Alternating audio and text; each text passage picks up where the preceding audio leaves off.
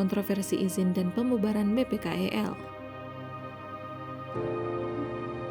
Surat dari Badan Pelayanan Izin Terpadu Provinsi Aceh tertanggal 11 Mei 2021 ditujukan kepada Kepala Badan Pengelolaan Kawasan Ekosistem Lauser atau BPKEL wilayah Aceh.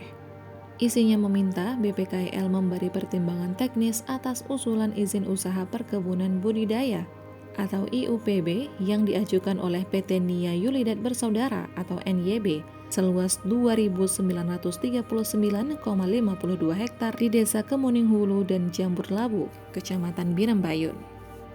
Meski statusnya masuk dalam area penggunaan lain atau APL, namun lahan yang diajukan PT NYB ternyata masih berada dalam kawasan ekosistem Lauser atau KEL. BPKEL menolak memberikan izin dan meminta agar usulan izin tersebut bisa ditinjau ulang. Seorang sumber yang pernah bekerja di BPKEL mengakui bahwa saat itu BPKEL menolak memberi rekomendasi pemberian izin dengan alasan masih dalam kawasan hutan bernilai konservasi tinggi. Sebelumnya, PJ Bupati Aceh Timur, Nasrullah Muhammad sudah memberikan izin lokasi pada 18 April 2012 dan izin lingkungan pada 3 Juli 2012. Namun klausul surat izin lokasi yang dikeluarkan PJ Bupati Nasrullah Muhammad itu, izin lokasi baru bisa digunakan jika sudah ada rekomendasi dari Badan Pengelolaan Kawasan Ekosistem Lauser atau BPKEL wilayah Aceh. Tapi sayangnya, 4 bulan kemudian, BPKEL dibubarkan tepat pada Oktober 2012 oleh Gubernur Aceh yang baru menjabat, Zaini Abdullah.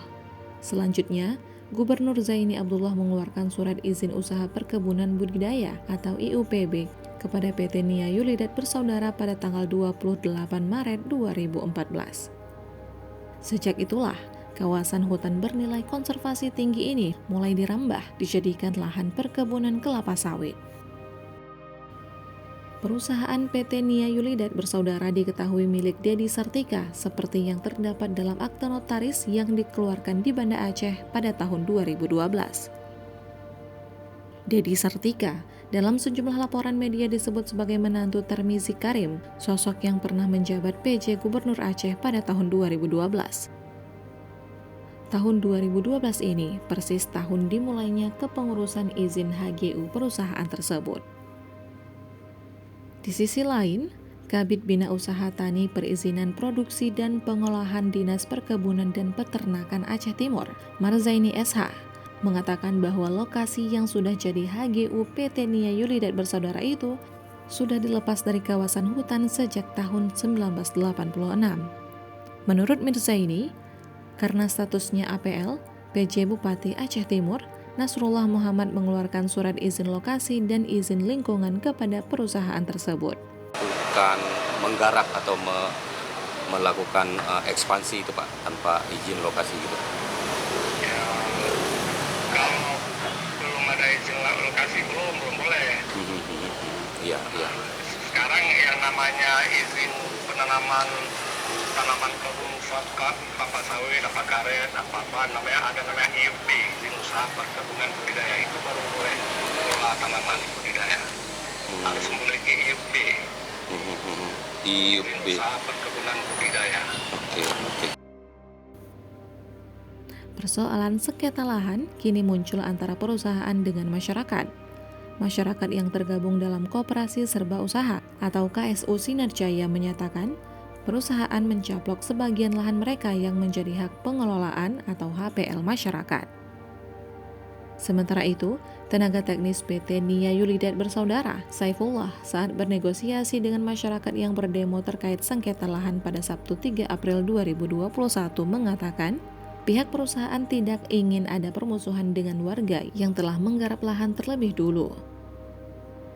Izin udah, izin lokasi, izin usaha, izin lingkungan dari Bupati udah. Tetapi kita tidak mengedepankan itu. Yang kita kedepankan tetap musyawarah mufakat untuk menyelesaikan sesuatu itu dengan baik, dengan disosialisasi oleh orang tua kita yaitu Muspika Kabupaten, Muspika Kecamatan Birembayun. Semua ini apapun yang terjadi hari ini kita sama-sama beretikat baik, tidak ada arogansi, tidak ada arogansi dari pihak perusahaan, dan tidak ada keinginan dari pihak masyarakat yang mengedepankan keinginan mereka harus kayak gini kayak gitu. Semuanya hanya berkeinginan satu, yaitu kita membangun koordinasi dengan difasilitasi oleh Muspika Kecamatan Birembayan. Kewajiban plasma dan sengketa lahan sesuai dengan aturan pemerintah. Perkebunan sawit besar swasta atau PBS wajib menaati semua aturan yang berlaku di Indonesia, termasuk soal kewajiban membangun atau bermitra dengan petani plasma. Petani plasma berasal dari petani lokal setempat ataupun para transmigran yang mengikuti program perpindahan penduduk dari Pulau Jawa dan Bali ke pulau lain seperti Sumatera. Sumber pembiayaan pembangunan kebun bersumber dari pinjaman bank. Skema ini menempatkan petani sebagai pemilik lahan atau kebun yang akan membayar kredit pinjaman secara bertahap. Di sisi lain, perusahaan akan menjadi penjamin kredit atau avalis petani dan bertugas membangun kebun sekaligus mengelola perawatannya. Alih-alih menjalankan konsep inti plasma, banyak perusahaan sawit yang masih belum menyelesaikan persoalan sengketa lahan dengan masyarakat. Seperti halnya hak guna usaha atau HGU PT Nia Yulidat Bersaudara atau NYB yang masih bersengketa dengan lahan hak pengelolaan atau HPL masyarakat di Kecamatan Birembayan, Kabupaten Aceh Timur. Pada tanggal 3 April 2021, ratusan masyarakat petani yang tergabung dalam Koperasi Sinar Jaya memprotes PT NYB. Aksi protes masyarakat dilakukan dengan menebang batang pohon ke badan jalan yang baru dibuka PT NYB. Masyarakat menyebut pihak perusahaan sudah menyerobot lahan HPL milik mereka untuk dijadikan perkebunan kelapa sawit. Kalau orang ini membuat sawit, yang jelas hutan pasti gundul. Jelas imbasnya besar kepada masyarakat yang di bawah daripada hutan, pesisir atau kota Langsa. Lantaran itu pucuk sungai, itu pucuk sungai. Jadi kami udah ambil program kenapa kami nggak menanam sawit, lantaran imbasnya ini, imbas. Maka kami ambil program jangan ada cita sawit. Yang kami mohon kepada KPA 3 untuk bisa kami garap atas nama masyarakat dan kombatan, biar kami tanam tanaman agar tunggal, hasil dapat hutan terlindungi. Tim liputan kemudian berusaha menghubungi Humas PT Nia Yulidat dengan mengunjungi kantor perusahaan tersebut sesuai dengan alamat yang tercatat, tapi tidak ditemukan. Tidak ada papan nama yang sesuai dengan nama dan alamat perusahaan itu di Jalan HT Daud Syah nomor 29 Banda Aceh, seperti yang tertera pada Google Map. Tim juga mengontak email resmi perusahaan seperti yang tercatat pada website gapensi.or.id. Namun hingga berita ini dipublikasikan, tidak ada balasan.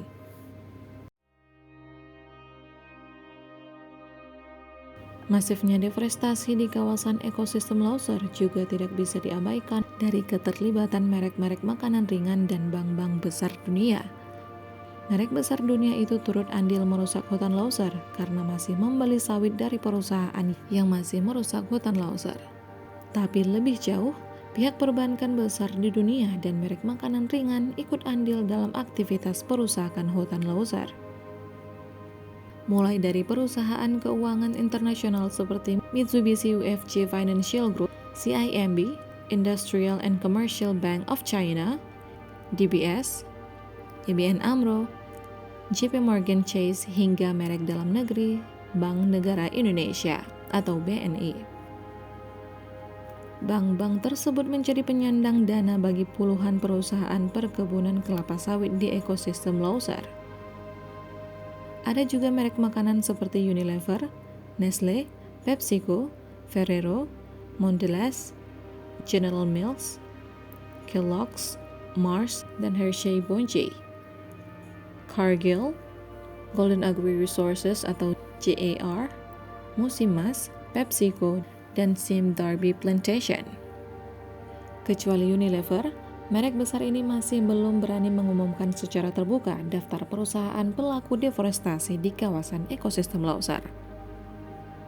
Pun demikian, beberapa merek ternama seperti Nestle, Musimas, dan Unilever yang sudah mengeluarkan kebijakan nol deforestasi dari rantai pasok minyak sawitnya untuk ekosistem Lauser. Lahirnya komitmen itu setelah adanya tekanan publik yang kian meningkat terhadap komitmen nol deforestasi, nol pembangunan di lahan gambut, dan nol eksploitasi atau disebut NDPE atau No Deforestation, No Peat, and No Exploitation. NDPE adalah sebuah instrumen swasta yang paling kuat untuk memutus hubungan antara deforestasi dan kelapa sawit. Di sisi lain, sejumlah merek ternama seperti Bunge, Cargill, Golden Agri Resources, Mondelez International, Musim Mas, Nestle, PepsiCo, Simdarby Plantation, Unilever, dan Wilmar sudah membentuk koalisi. Agendanya mendanai pengembangan sistem pemantauan hutan berbasis radar baru yang tersedia untuk umum yang dikenal dengan Radar Alerts for Detecting Deforestation. Namun pertanyaannya, sejauh manakah sistem RADD ini berkontribusi menjaga ekosistem Lauser dari aksi perambahan?